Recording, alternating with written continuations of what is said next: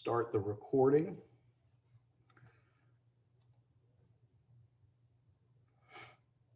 Yeah, when we have, we're up to 42 screens, and then many of your screens, of course, you have multiple people. So, so we have quite a few people with us this morning. Thank you for joining us.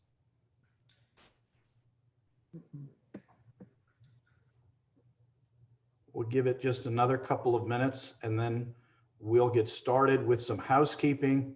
We'll open with a prayer, and then we'll move into the meeting.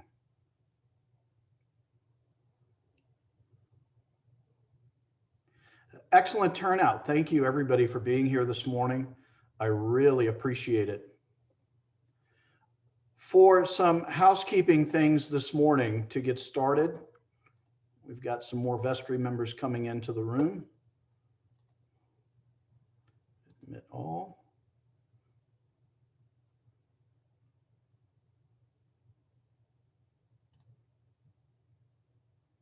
We're getting there, folks.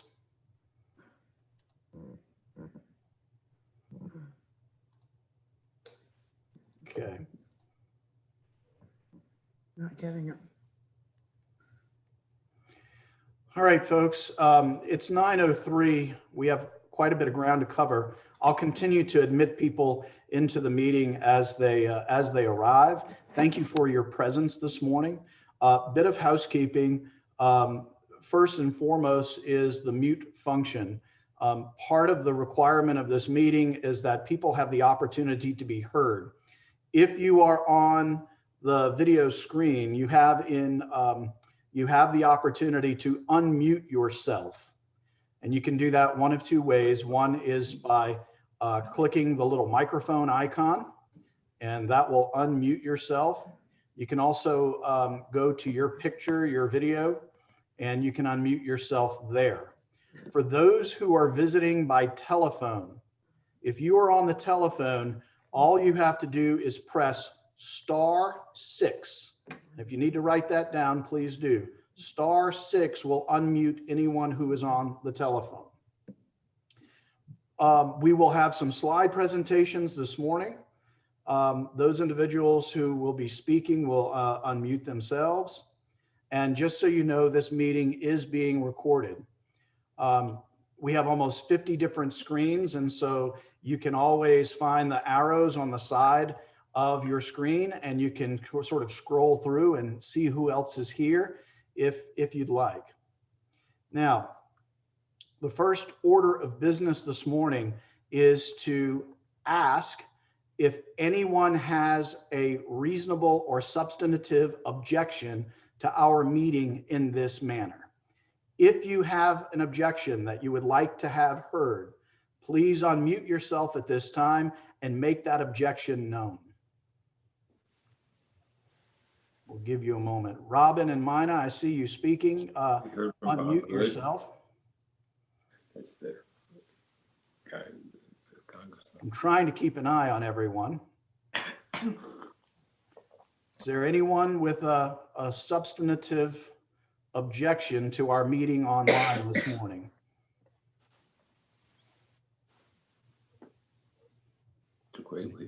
Give it. I'm looking for hands. I'm looking for people to unmute. Again, those on the telephone, if you do *6, you'll unmute yourself. I think that's a reasonable amount of time. Jennifer. Okay. And you can always use the chat feature. Those who are on the computer, you're welcome to use the chat feature as well. David, France, do you see any objections, any objectors to our meeting in this manner? Have not seen any. Thanks. Nor I. So we will proceed with our meeting. Thank you, everyone.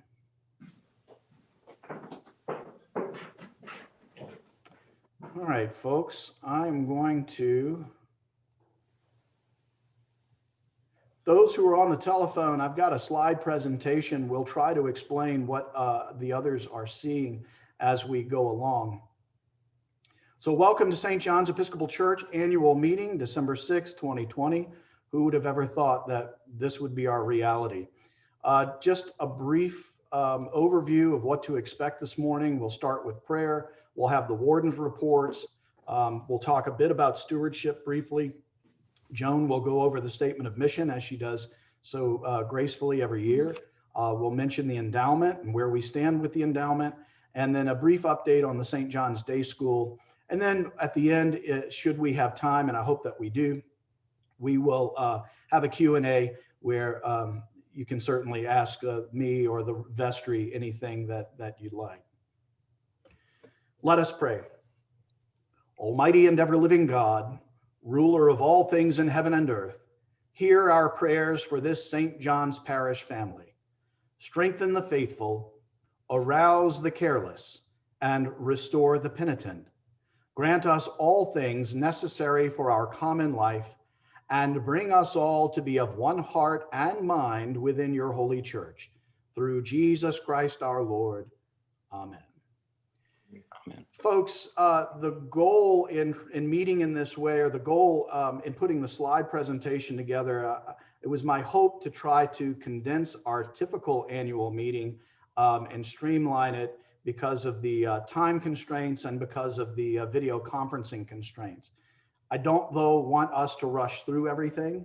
So if you do have a question, please feel free to unmute yourself and raise that question. We're going to get started with David France, our senior warden. Thank you, Chris. Thanks everybody for being here on this meeting this morning. I'm so sorry we can't do this in person. And I think the annual meeting is such an important time for the parish to be all together. But this is the best we can do. And I think there is some information that we want to get out there in the course of the meeting. And first, in terms of my report, we want to cover sort of what our goals were. We met in January at our Vestry retreat, and these are some of the goals that we set out for the year. And I wanted to review that with you. I think one of our primary efforts was to make technologic improvements. And one of our glaring needs was a better Wi-Fi system throughout the parish and the campus so we could handle the media that we were trying to do with our meetings. And I'm sure you all experienced some of those problems coming to adult education and so on. So working with Data Privia, we were able to accomplish a big Wi-Fi upgrade, as well as upgrading the hardware and software of the computers that our staff uses.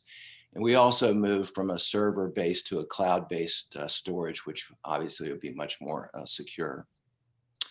Campus security was another significant problem. We had an old key system for our entry doors, and we had innumerable keys that we had lost track of out there in the community. We really needed to go to a more modern system. So we now have key fob locks on our major entrance doors. And so we now can tell exactly who has access to our campus and be able to change that as needed in the course of time.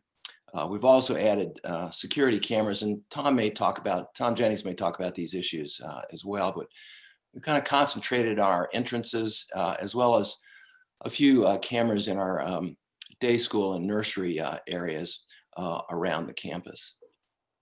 The Missional Action Plan was an effort from 2015, a group of parishioners on a team that really put together a fairly comprehensive analysis of what we were doing as a church. And it was really an action plan to try to direct us to remain outward looking as a parish as opposed to inward looking. And we looked into that again this year and really wanted to try to make that an emphasis, but the COVID has really hampered our ability to reach out, obviously. But I have to say that I think the outreach committee has done a great job with a lot of constraints to still provide us with some focused as well as some parish-wide activities in that arena. We have done a little staff restructuring in the church. And we also looked at Realm as a very underused capability that we had. And our goal was really to do additional training for both our staff and our parishioners to really try to make use of all of its capabilities. We've also kind of been derailed from that with all the other things going on, but it does look like we're going to change and transfer part of the financial features of Realm to a different platform that will be a little more user-friendly for our staff and our auditors.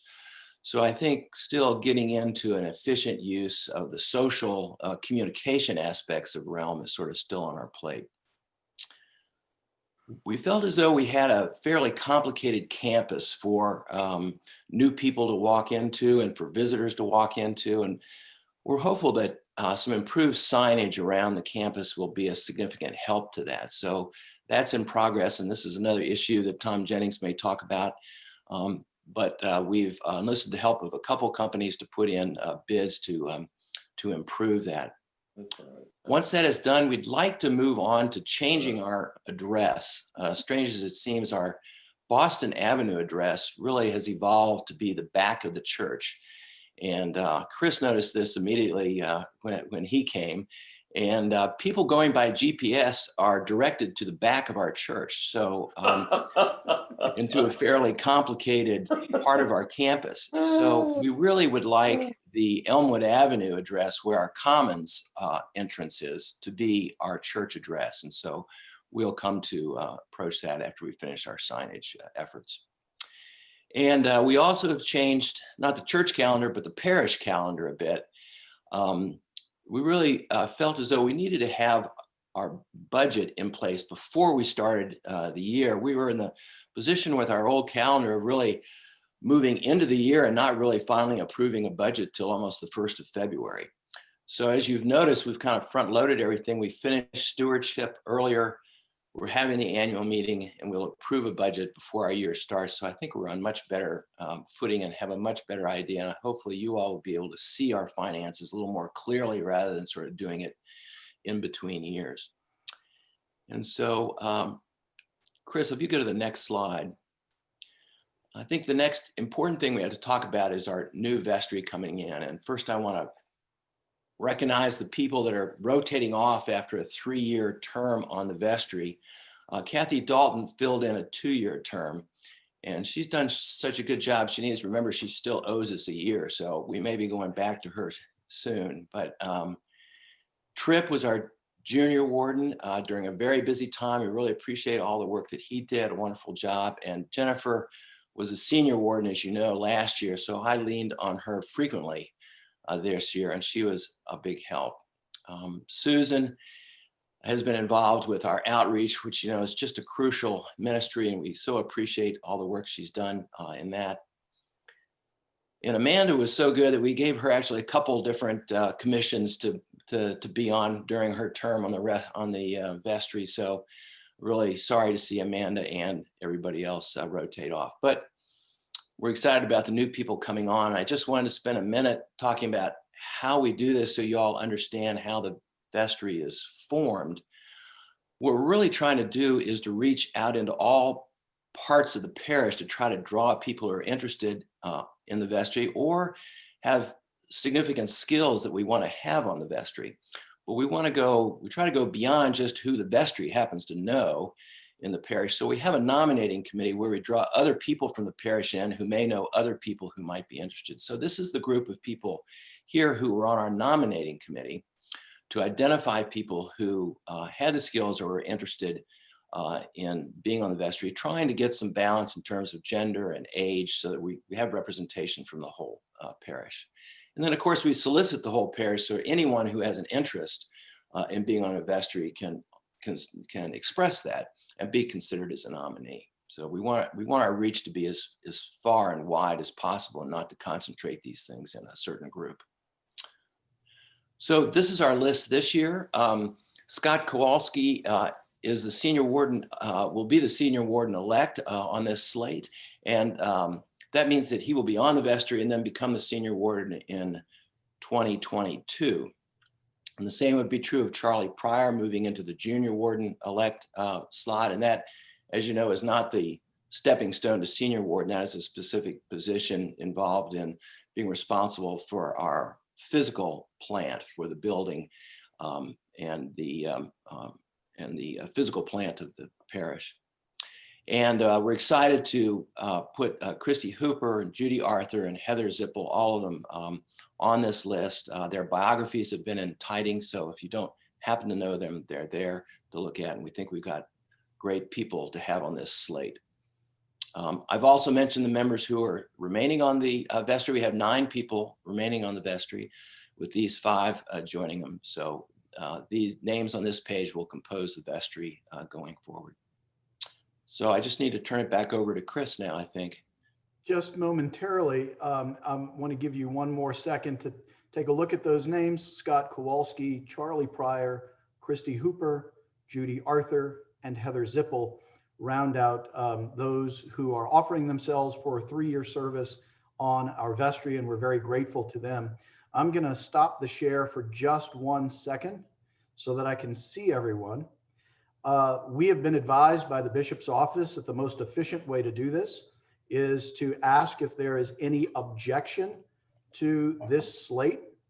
And if there is an objection to this slate, please raise that now. You can also raise your hand and I'll help get you unmuted, or you can, well, you'll have to unmute yourself.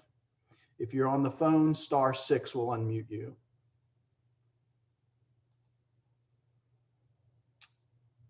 I don't see any objections at this time. For those, we'll do a visual affirmation. So those in support of this slate, folks to serve, please wave at your camera, raise your hand. We'll have all of this. There you go. And if those of you are not on camera, if you have an objection, please, there you go. Somebody use the little icon to thumb up. If you have an objection, you can unmute yourself. So moved. Very well. Thank you, everyone. And thank you for those who are planning to serve. We'll go back to our slide presentation. Let's go to the, there we go. Thank you, David. I appreciate your service this year. A very unusual year, of course. We had lots of things going on over the course of the year, even though we may not have been regathering fully. The vestry was very hard at work and accomplished a lot in those goals. So David, thank you for your leadership and for the next year that you'll serve as past senior warden. Tom Jennings, is Tom on the call with us? Yes, I am. Hey, Tom, do you want to lead us through this conversation? Absolutely. Thank you, Chris. And I would just want to recognize Dave France as well. I've really enjoyed working with Dave as the senior warden. He's a real gem for our church. He loves to ask great questions, kind of challenges the status quo, but yet is inclusive of everybody's ideas. So I thought you did a wonderful job leading the vestry and leading our church this year, Dave. So thank you for your ministry to St. John's this year. Thank you, Tom. When I joined the vestry in 2019, I started knowing that I was the incoming junior warden. I took observation of kind of approaching our property needs in much the same way that I had observed 10 years ago when I was on the vestry then. And I would describe that more as reactive. And I think it's natural to be that way when a system breaks or a piece of equipment needs to be replaced or improved. We hire the contractor, get the work done, and we keep moving on. But to me, it served in contrast to what makes more sense to me, especially after spending so much money on our capital campaign several years ago, trying to improve our building, in not only its beauty, but also the water tightness that will protect and enhance the beauty of our church. None of us wanted to see that weeping wall in the church anymore. So I came in as junior warden in early 2020, and almost immediately it seemed like major systems were breaking or were about to break. For example, our boiler in the middle of the winter, we have 2 boilers. One of them was kind of an emergent need to replace. And then the Southern Air explained to us that boiler number 2 was also on its last legs, and we would need to replace that. Each of those being somewhere in the neighborhood of $28,000 to $30,000 of repair or replace. And it just felt so out of sync to me about protecting our beautiful building, making sure our systems work properly. People working in the building need to have comfort. All of us coming to and from church on as we go through the week or on Sundays needed a comfortable place to worship and do our activities. So much like if you buy a new vehicle and you've put a lot of money into that vehicle, you'll probably do all those preventive maintenance services that are recommended by the manufacturer. So to me, it should be the same for our building systems and all the equipment within our building, that we owe it to ourselves to make sure that they work properly and efficiently. So with the Vestry support, I kind of embarked on a campaign to secure preventive maintenance partners, is the way I kind of describe it. We had good people working with us, Southern Air, Moores, and several other vendors, I'd say, that took care of our equipment, but none of them seemed to be working in a proactive way, really alerting us to the upcoming potential expenses we would have. If you look at our budget, the HVAC systems, heating, ventilating, air conditioning systems, tends to be the largest portion of our property budget, not just in repairs, but also with our utility costs. So with the property committee, we embarked on this process of trying to identify who would be our best partner for the HVAC systems. And we secured Riddleberger Brothers. And thanks to Randy Dalton, especially for his knowledge of these kinds of things and joining as a kind of ad hoc member to our property committee, we were able to identify Riddleberger Brothers as our partner. Now, that meant a substantial increase in our expense in preventive maintenance, especially in the areas of HVAC. But what we hoped we would get, I feel like we've gotten. I talk with Pam Reynolds, our parish administrator, on a regular basis. And she and Chris also comment on just what a partner they are. They're in our building every month.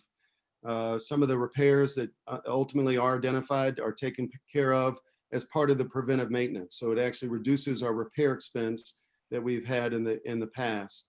We are no longer surprised by a boiler that needs to be replaced because we will know exactly when that needs to be done. And in fact, we did replace one boiler, but we have figured out with Riddleberger Brothers' help that we no longer need to replace boiler number 2. We may get 2-3 years out of that boiler number 2, which will help defer a major capital expense. Is everybody still hearing feedback? Yeah, I think it went away. Thank you. Very good. But I really have enjoyed working with Pam Reynolds. She does a wonderful job with this, taking care of our building. I think she's also appreciated this more proactive preventive maintenance approach. Another quick example is our roofing systems. Of course, we spent so much on the capital campaign to get our building watertight. And we really, other than trying to get the leaves off out of the gutters, we weren't really monitoring whether our roofing system is still holding up. All the exterior systems that need to keep us watertight. So we have engaged with Craftsman Roofing to come. In fact, they'll come in the next week or so to do essentially a preventive maintenance walkabout and look at every part of our roofing systems, making sure there's nothing that they observe that needs to be repaired or replaced. So that we don't find out about that and in some kind of an emergent situation that may be not pleasing to the eye when you walk into the church, because hopefully we will be back in the church one day soon. And one more quick example would be our bells, the Barney Sackett bells that we have. We found out through the fact that the bells weren't working properly, that there are preventive maintenance steps that need to be taken to ensure that our bell system works consistently and beautifully, and that we don't end up in some kind of replacement situation down the road. So we had to spend more to repair the bells and get them in working order again. But now we have engaged with the company, it's called WARDEN. They're going to come every year and just check it out and make sure that we remain in good working order. So I feel like it's being good stewards of our building and all of our property needs by working proactively. it also enables us to budget better. We know what our expenses are going to be because we've engaged with these partners. They're going to keep our systems and equipment working well and efficiently, and we have very few surprises. I can't say we won't have any because surprises are what they are, but I believe we'll have fewer surprises and we won't walk into major capital expenses that we didn't anticipate. Dave touched on the couple of the goals that affected our property area, security and signage. So we did a little consult with the Lynchburg Police Department. They have somebody that will evaluate your building and kind of give you the risks that are out there from a security standpoint. As you might expect, she was very comprehensive, and we tried to strike the right balance. And I appreciated we kind of formed a subcommittee with Dave and Chris to identify just what we ought to do that remains welcoming yet enhances and improves our security so that everybody in the building can be secure and feel safe, and yet also remain welcoming for all of our guests, our visitors, and our parishioners that come to and from the building. The major commitments we made was to put in access controls, which when you start coming back to the building, you'll notice that there's cameras in certain places, there's access controls, certain doors that you used to be able to walk in won't be able to be opened without somebody else letting you in, for example. We use key fobs and codes to be able to get in and out of the doors. The staff can come in their entrance securely. Nobody could just walk in behind them. So we think that's we have struck the right balance, but that'll be for everyone to judge as we start returning to the building. But we do think we've done a wonderful job at securing our space for those that are inside and for the building to be welcoming yet as well. Dave also mentioned the signage project that really we felt like we needed to get the security and access control measures in place first, because that's going to identify, as Dave referenced, the change that will orient our address around Elmwood Avenue. So now we've begun with the signage project. So that's, we've engaged with a couple of contractors that do signage to try to enhance. And I'd describe it as being designed around decluttering the space so that you walk in and you really see just one sign that's going to be directional. And then enhancing that with better directions for a visitor. Like if somebody just doesn't know our church, what do they want to see? What are they coming for? And can we give them clear and consistent directions to that space that they're looking for? So we'll look forward to that. It probably will be finished in 2021. But I will wrap up by just saying thanks to everybody that supported me on the vestry, for Chris and his leadership with some of these projects as well. And I would say Randy Dalton, who I mentioned, and the property committee were great at jumping in and helping me and us make a decision about finding these partners. So Chris, I'll turn it back over to you. Thank you, Tom. I really appreciate your leadership on this. I appreciate the proactive nature that we're focusing on in doing the preventative maintenance. Before moving on to where we are with this year's stewardship, I just want to pause for a moment, see if anyone needs to unmute themselves to ask either David or Tom a question about what they presented. We will have an opportunity at the end of the presentation, of course, to ask overall questions. Any quick questions? I'm going to move us along then over to our stewardship. I had talked, so I know Ricky Stern is on the call, and I know that John Edmonds is on the call. If either of you want to unmute yourselves and speak to where we are pledge-wise, please do that. I know I had said in our initial conversations that we were going to kind of go through this quickly, but I do want to give you guys, and thank you both and the stewardship committee for the hard work that you all put in this very unusual year. You'll notice that this year's, and I'm going to go to the next slide, which is a graph. You'll notice that this year's pledges are down by about $100,000 from where they were a year ago. That was not unexpected. We did do our pledge season a little bit earlier, but we also had expected some impact from COVID. And so there have been both COVID realities. There have been some natural attrition realities as well. We've had quite a few funerals this year of folks who ordinarily pledge and give to St. John's. And that attrition will continue over time. And so, so we need not be alarmed necessarily from where we see the pledges are, but in budgeting for 2021, the vestry had to take that into account. And we're going to move right along into the statement of mission. And I'll invite Joan Swanson now to unmute herself and to guide us through that conversation. Hey, Chris. Yes, sir. Charlie. Excuse me. This is Charlie Pryor. Yes, sir. Just a quick question, and probably reflects my ignorance of the situation. But what is the percentage of the pledges that we actually collect during a year? That's a good question. I don't know the percentage, Charlie, but I will tell you that we had about 50 pledges fewer than we did in last year in 2019. Joan, do you have that percentage figure? Yeah, roughly overall, it's 97% of what is pledged is ultimately received, and we incorporate that into the planning. We include a 3% attrition factor when we plan for pledge receipts. I thought Charlie's question was what percentage decline in number of pledges did we have this year? Was that your question, Charlie? Well, you got no. Joan got it right. I was just wondering the figure that we could actually count on. Yeah, we plan for about 97%, and even during this year of 2020 with COVID, we've maintained that 97%.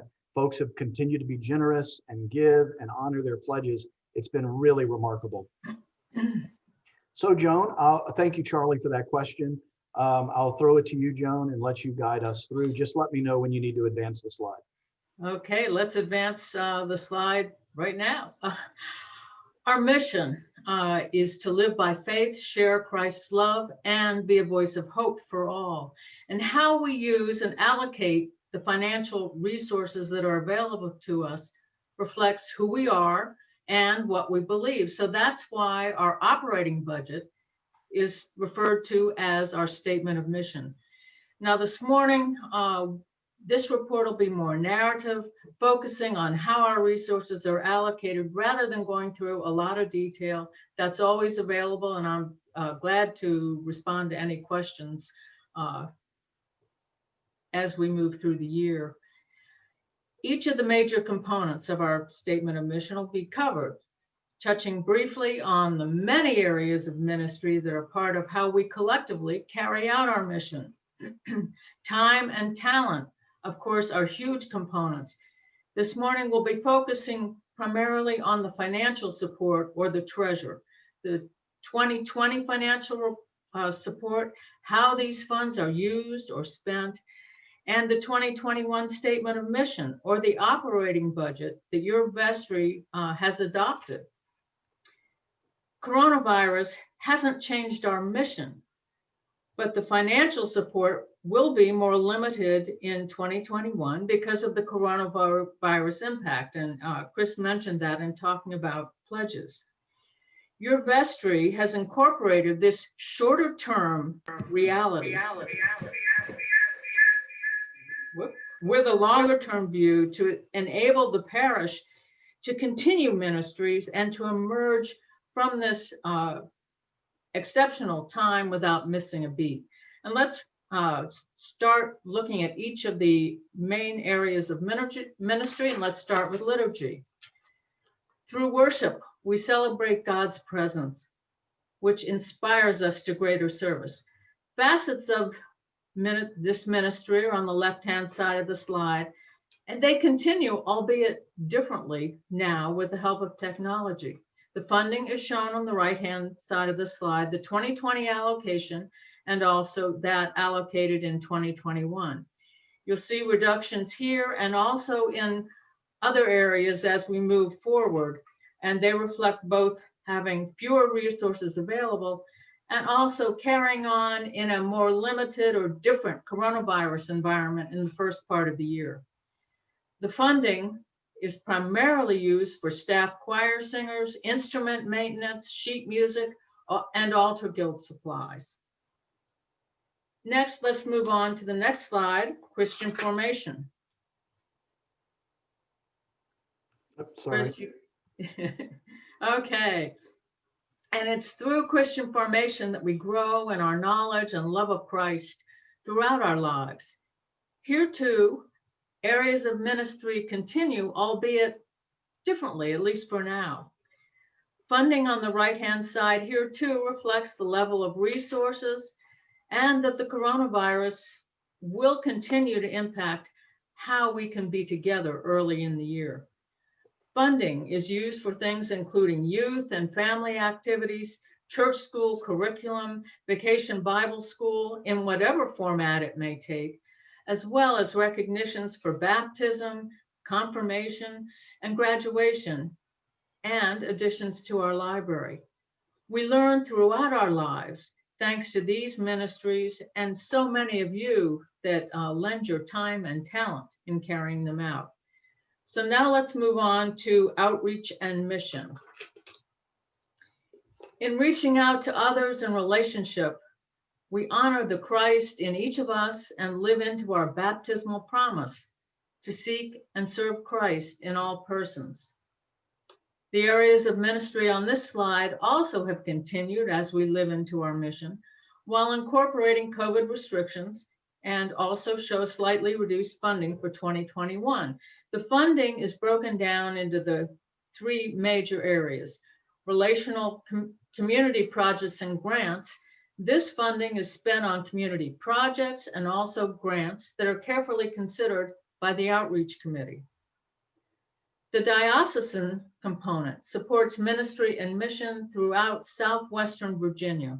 We are the second largest parish in the diocese, and our contribution is determined by formula and allocated in the diocesan statement of mission, which is approved by your delegates at convention. The day school component provides support for operational expense and scholarships. Reaching out in relationship is a big part of who we are, and so many of you share time and talent in active relationship in the community and also serving the diocese and the day school. Now let's look at parish life and care. In parish life and care, we share Christ's love in community during times of celebration, crisis, and hardship.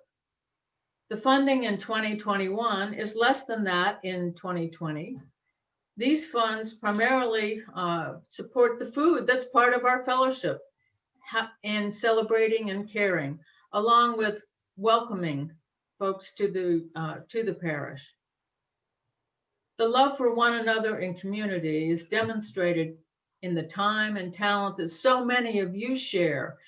And we all look forward to a time in 2021 when we can again be together and more fully share in times of celebration and be with one another to provide support during times of crisis and hardship. Now, people, administration, and property are next. We continue a rich tradition and legacy of ministry, and this facility is a hub, the center for worship, the place from which our ministries radiate, even when they're virtual. And it is people, our staff, whose individual roles combine with the time and talent of this congregation to bring everything together. Our rector is currently supported by 5 full-time lay staff, 2 administrative positions, our organist and choir master, a director of evangelism focusing on youth, and 1 full-time and a part-time sexton that maintain the facility. The people cost is primarily salaries and benefits, and it includes health insurance that's provided, and also pension for full-time lay staff and clergy. you'll see that cost in 2021 is reduced from the 2020 budget. And that reflects a careful assessment of staffing needs and how to organize most effectively. That's part of the a staff restructure objective that the vestry had for this year. When you look at administration and property, that reflects the infrastructure underlying all we do in this special place. The administration and property costs in addition to maintaining the facility with repairs and maintenance and all that sort of thing, includes the normal ongoing support, postage, paper, printing, all that sort of thing. And you'll see an increase here, and that relates to a couple things. One is outsourcing of some of the bookkeeping function, which is reflected in administration. And also you heard from Tom a little bit earlier about the proactive implementation of some preventive maintenance contracts, which will reduce repair and maintenance expenses over the long term. So how does this all come together? The 2021 funding we've just gone over adds up to about $974,000. And that's a bit less than the $975,500 from 2020. And we'll get into the detail in the next two slides. But before we do, just want to note the generosity of time, talent, and treasure of this congregation. It's remarkable. And as you heard a little bit earlier, pledges for 2021 have been heavily impacted by the coronavirus and its related economic uncertainty. And as Chris mentioned, this budget component is about $100,000 less than prior years. And it's also about 90% of the total income budget. And again, before we get into the detail, just the compilation of the parish budget that you'll see represents the vestry's approach that recognizes three primary things. First, that the coronavirus impact will continue in the first half of 2021, with more normal expenses expected later in the year. Second, that the corona's revenue impact is temporary in a longer term context. It's having a big impact right now, but over the long term may not. And in 2021, the parish, as a result of all this, may need to use resources that otherwise would have not needed to be tapped because of these unusual and exceptional circumstances. And that tapping those resources will enable absorbing the coronavirus impact blip and maintaining the ministries and related support during this time so integral to living into our mission over the long term and post-COVID.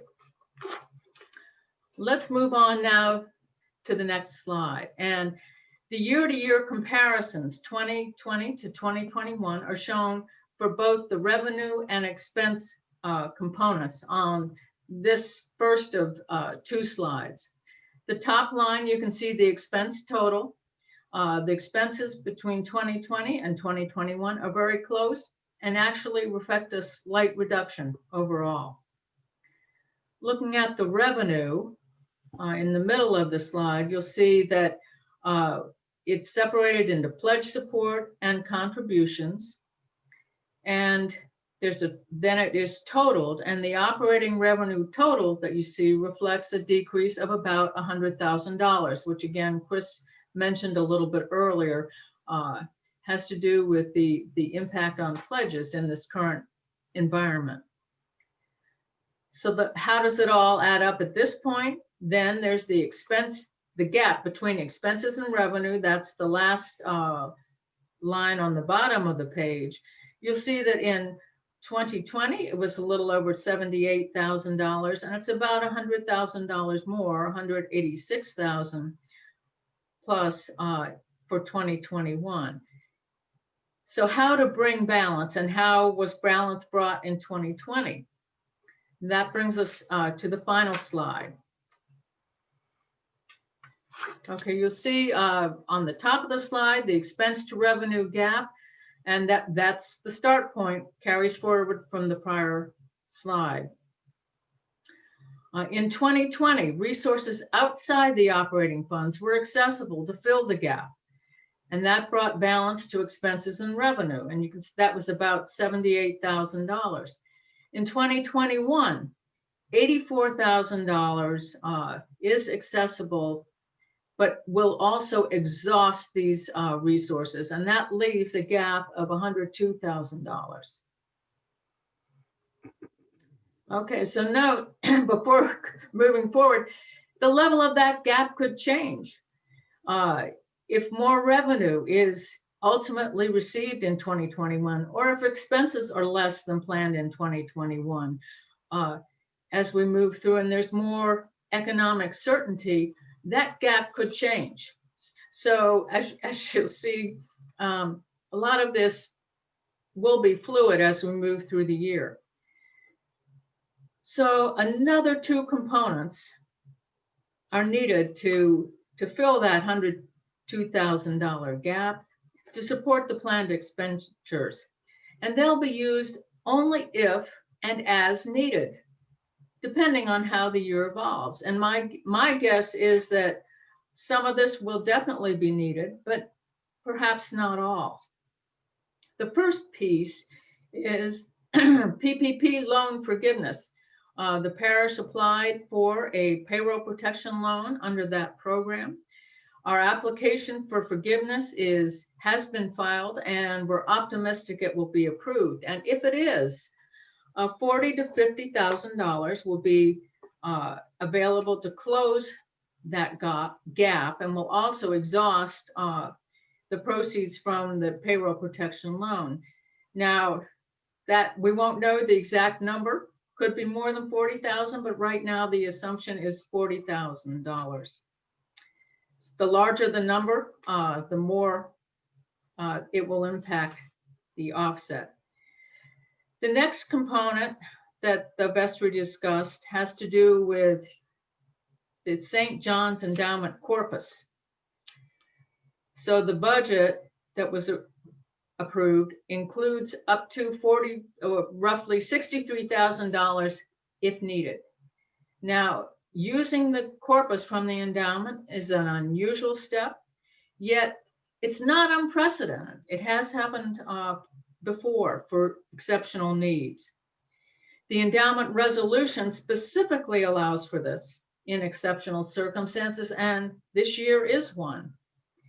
And you'll hear in a little bit from Kent Van Allen that the endowment performance is strong, and the funds are and will be able to handle that type of an withdrawal from the corpus if and as it is needed.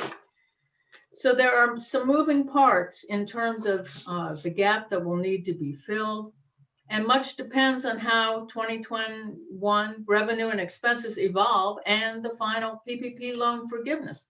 So there are a lot of moving parts. But that's how it all equates at this point for the Statement of Mission 2021. And at that point, thank you so much, Joan, for all of your hard work. The vestry is also to be commended in making some very difficult decisions in closing that gap for 2021. But I would like to reiterate what Joan said. We are optimistic and hopeful that our revenue will go up as COVID goes down, and we are able to begin to regather again. You know, we in our budgeting process, we sort of reduced our revenue budget for plate offerings, because when we're not regathering, the plate offerings obviously go down. And so as we are able to regather, we hope to see the plate offerings go up. That's one example of where we hope to make up some lost ground with revenue. Before moving on to the endowment and the position of the endowment with Kent, I just want to see if anyone needs to unmute themselves to ask any questions about the 2021 Statement of Mission. This is Bill Hobbs. I'm not on video, but I'd like to ask Joan a question. Please, Bill, go right ahead. What makes up the additional revenue draw? Where's that magic money coming from? Okay. In prior years, and in the it was around 2012, 2013, we had an operating surplus, and those dollars, that surplus, were put aside for use if needed, and that's where they come from. And Joan, that's been rolled over year after year? It has been, yes. Well, it hasn't been used. It's been in a special use fund, and we have not needed to use that. Bill Hobbs, does that answer your question to It yourself? does, and I'd like to commend the previous vestries for not tapping into that for other needs, and I'm glad that it's available for this year and next year. Thank you. Thank you, Bill. I was laughing because I assumed that maybe you were on one of those vestries, Bill. Anyone else have a question for Joan? Excellent question, Bill. Thanks. You'll have to unmute yourself. If you're on the telephone, *6 will get you unmuted. We'll come back to Joan if anyone does have a question as it arises. We'll keep moving along, and we'll ask Kent Van Allen to walk us through the position of our endowment currently. Kent? Thank you, Chris. I appreciate it. First of all, I'd like to thank our committee, George Zippel, Nicole Cundiff, John Stone, and Walker Sigler, who have been great in helping us sort of steer through this year. You'll notice we started out the year with about $1 million. We ended up with $1,061,000 and paid out about $41,000. As you know, the market was down from January 1 to November 1. So most of this increase has just been in the last month. So we've been very, very lucky. A year like this year shows why an endowment is so important. Bill Hobbs was just asking about the additional funds. This year, what we anticipate is about the $41,000 disbursement. There was $28,000 that we held from previous years. And then Joan listed the $62,000 that we have to anticipate taking out this year. So the endowment will contribute a total of $130,000. It's very important. Endowments help you on an annual basis, but also in a time of need, and this is a time of need. So I'd just like to say that I hope people realize how important the endowment is, and that you think about it when you're doing your planning, your financial planning. Thank you. Does anybody have any questions? Thank you, Kent. And if anyone would like to have a conversation about providing for the St. John's Endowment in your will or estate planning, please let us know, and we'll be happy to have that conversation with you. After last year's annual meeting, it was suggested that the St. John's Day School needs to be highlighted in this presentation, and because it is our largest ministry in terms of outreach, in terms of finances overall. We are, according to Amy Panzer, we are at near maximum capacity for COVID. They reduced the number of students allowed because of the way in which there's a limitation on the number of students per teacher, et cetera, et cetera. And Amy really must be commended. She has done a remarkable job this year in shuffling the deck in order to keep the kids safe. There are lots of different things that we had to implement this year in order to abide by COVID protocols. One, for instance, is parents cannot bring their children into the school. The teachers meet them at the carpool line, take their temperature, and then bring them inside. And actually, that has ended up being a very efficient system of drop off and pickup. They have done a lot of different proactive COVID measures, which has resulted in 0 cases so far. The board has done an incredible job with reimagining fundraising. We were supposed to have our storybook escape back in the spring. That got moved to the fall when it was apparent that the fall wasn't any better. They keep pushing it, but they've moved to some new, fresh opportunities for fundraising, and those have gone extremely well. The school is also the one that pushed for us as the church, because they're under our 501c3 tax ID number. The school is the one that sought and asked for the PPP loan, and they also, which we received, and they also applied for and received money from the CARES grant. The reduced staffing in order to fit with the COVID model obviously reduces expenses. So even though we have fewer students paying fewer total amount of tuition, we ultimately have fewer expenses. And so things financially at the school continue to remain strong. The church continues to maintain support financially of the day school, and it will continue to be part of an important part of our budget, important part of our fundraising with the fellowship freezer and with other independent fundraisers. So that's a broad overview of the St. John's Day School. Well, I cannot believe that within an hour, we were able to arrive at this final slide of Q&A, and I'll stop sharing. And I'll invite anyone who has any questions, any comments about anything, whether it's been presented or not, to feel free to unmute yourself and ask that at this time. Chris, I would love to know what the availability in the St. John's freezer is. Is there a way to know that?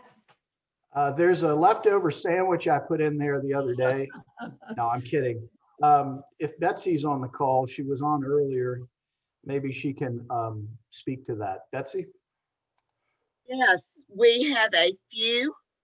There are about 6 of us that are starting to cook again with masks and social distancing and so forth. Right now, there are some chocolate chess pies.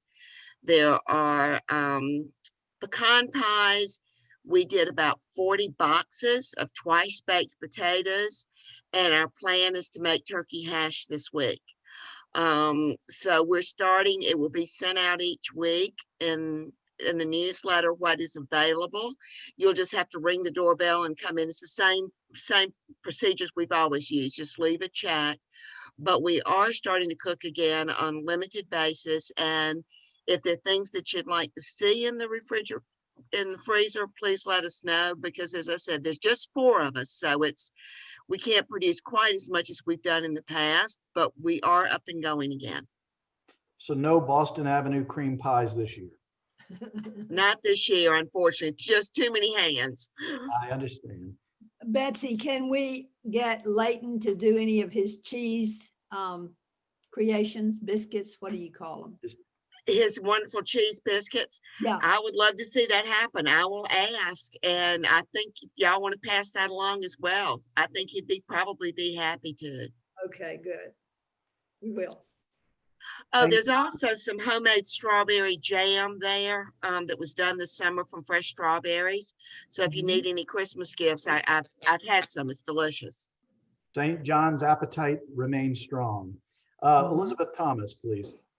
I thought maybe Leighton had to go out of business after the death of Susan Dorson. That she was his best customer. Oh, was she? Yes. Beth Knable, did you have a question or a comment? Just a comment, Chris. I want to say first, I love y'all and I miss you. I'm down here at Timberlake. It's hard for me to get up in town, and I've had to isolate for a while because of exposures. But I also want to compliment the vestry, and most of all, Reverend Chris, on keeping us all together. It's been an incredible year, and I really feel your love and prayers. Thank you. Beth, we know that you just lost your mom, and we are with you in spirit, and we are sustaining you with our prayers. So thank you for being such an integral part of our operations here at St. John's.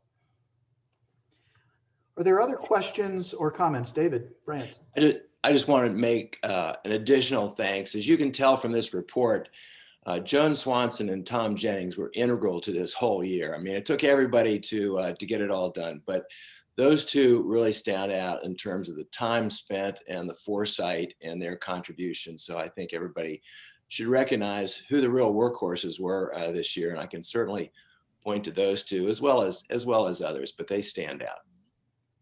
Thank you so much. Thank you. Absolutely. Thanks. Hey, Chris, can I make Absolutely, a quick comment?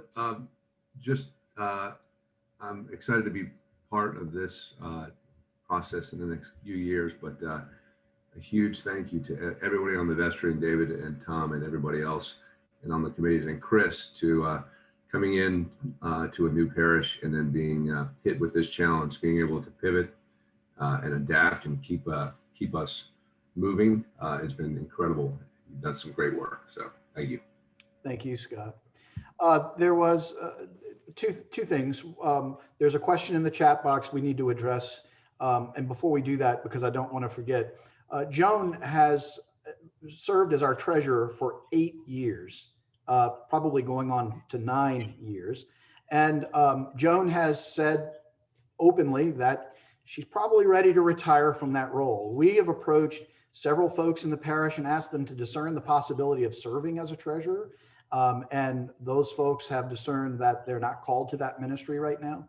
So if there's anyone on this call or anyone you know of in the parish who might serve well as treasurer, and let's give poor Joan a break, then please let me know so that we can enter into the prayerful discernment. You know, one of my rules of thumb about serving in the church is we have to say no to the things we're not called to, so we're available to say yes to the things we are called to.